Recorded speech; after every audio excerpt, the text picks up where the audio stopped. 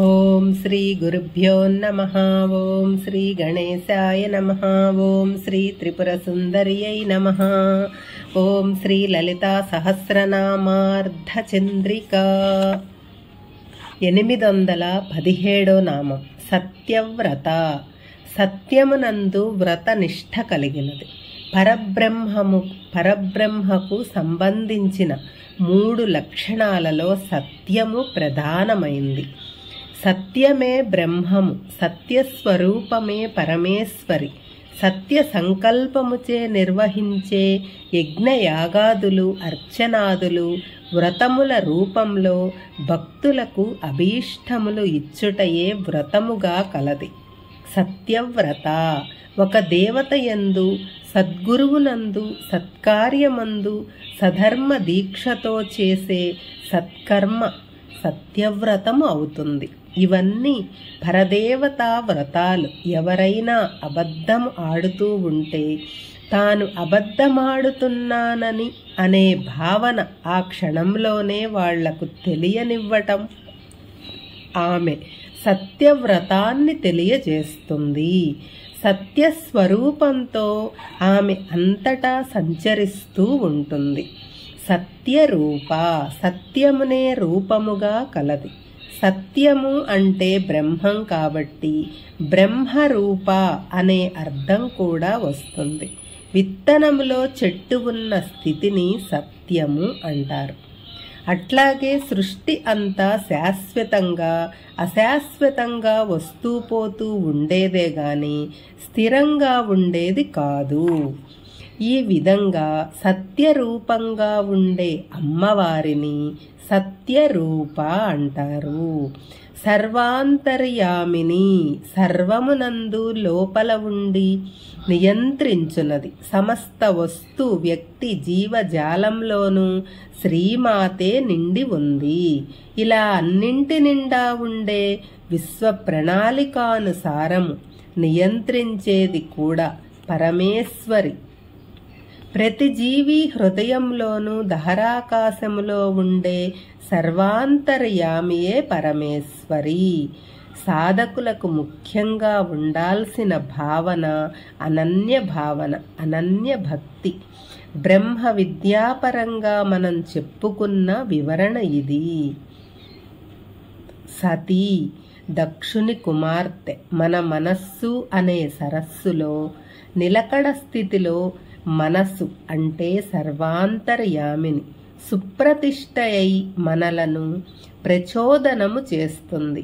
ఇలా తాత్కాలికంగా స్మరణకు రాకపోయినా శాశ్వతంగా అందరిలోనూ ఉండి అందరినీ నడిపించే ఆ సర్వాంతర్యామిని పేరే సతీదేవి. దక్షుని కూతురిగా పుట్టి యాగాగ్నిలో దేహాన్ని ఆహుతి చేసుకుని మేనక హిమవంతుల బిడ్డగా పుట్టిన పార్వతికి పూర్వజన్మలోని పేరు సతి. సతీత్వమన్న ఆమెకు ప్రాణము. ఆమె అనేక రూపాలలో తన సతీత్వాన్ని ప్రకటిస్తుంది. పరదేవతయే సతీ అనబడే బ్రహ్మము. సర్వ స్త్రీ దేవతలకు సమిష్టి స్వరూపము. బ్రహ్మాణి బ్రహ్మకు అస్తిత్వాన్ని కలుగజేయునది. సమస్త భూత జాలము దేని వలన పుడుతుందో, దేని వలన జీవిస్తుందో, దేనిలోనికి చివరకు లీనమవుతుందో దానిని బ్రహ్మము అంటారు. అటువంటి బ్రహ్మను అస్తిత్వముగా చేసేది కాబట్టి శ్రీమాత బ్రహ్మాణి. బ్రహ్మను కన్న జగదంబగా అనేక రూపములలో ఆమె ప్రజానీకాన్ని ప్రసవిస్తుంది. అంటే బ్రహ్మను పుట్టించుట చేతను, బ్రహ్మను బ్రతికించుట చేతను ఆమె బ్రహ్మాణి అయినది. బ్రహ్మ పరబ్రహ్మ స్వరూపిణి. ఈ సర్వ జగత్తు బ్రహ్మము. ఎప్పటికైనా పొందాలనుకునే బ్రహ్మత్వాన్ని సూచిస్తుంది. ఈ నామము ముక్తి కాంక్ష కలిగిన వారికి ముక్తిని పొందింపజేసే బ్రహ్మత్వ స్వరూపిణి. జనని పుట్టించునది, సకల ప్రపంచమును పుట్టించునది. భౌతిక జననమునకు మూల కారణం తల్లి రూపములో ఉండునది అని ఈ నామాన్ని అర్థం చెప్పుకోవచ్చు. బహురూప, బహువిధములైన రూపములుగా ఉండునది. వాస్తవానికి ఉన్నది ఒక్కటే, పరబ్రహ్మము. ఈ విశ్వమంతా ఆ పరబ్రహ్మే. 84 లక్షల రకాల జీవరాశుల్లోనూ వస్తు పదార్థాలలోనూ విస్తరించి ఉన్నాడు. ఇన్ని రూపాలలో ఆ పరబ్రహ్మ ఉండేట్లు చేసేది శ్రీమాతే. పంచేంద్రియాలకు కనపడేవే కాని ఊహలు, భావనలు, వీటన్నింటి వెనుక కూడా పరమేశ్వరి ఉంటుంది. వేదాంగ పురాణ శాస్త్రాదుల రూపంగా ఉన్నది కనపడే రూపాలే కాకుండా అభిప్రాయ సిద్ధాంత రూపాలుగా ఉండునది. బుధార్చిత, బుద్ధిమంతులచే అర్చింపబడునది. శ్రీమాతను అనేక మంది అనేక విధాలుగా పూజిస్తారు, అర్చిస్తారు, ఆరాధిస్తారు. ఆరాధనా పద్ధతులన్నీ ఒకే విధంగా ఉండాలని లేదు. బుద్ధి మార్గాలలో అర్చించే విధానం కూడా ఉన్నది. వీరు భౌతికంగా షోడశోపచారాలతో అమ్మవారిని అర్చించినా ప్రతి ఉపచారము ఎందుకు చేస్తున్నామో తెలుసుకొని చేస్తారు.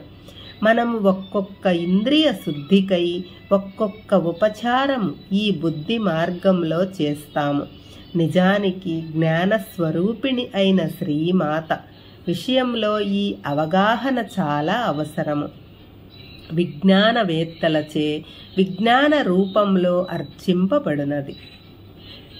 పత్రం పుష్పం ఫలం తోయం అంటే, పత్రం అంటే మన సామర్థ్యాలు సమర్పించటం, పుష్పం అంటే మనస్సు అనే ఫలం సమర్పించటం, ఫలం అంటే మనం చేసే సత్కర్మ ఫలాలను అర్పించటం, తోయం ఆర్తితో అర్థించటం, తోయం అంటే ఆర్తితో అర్జించటం. శ్రీమాత్రే నమః.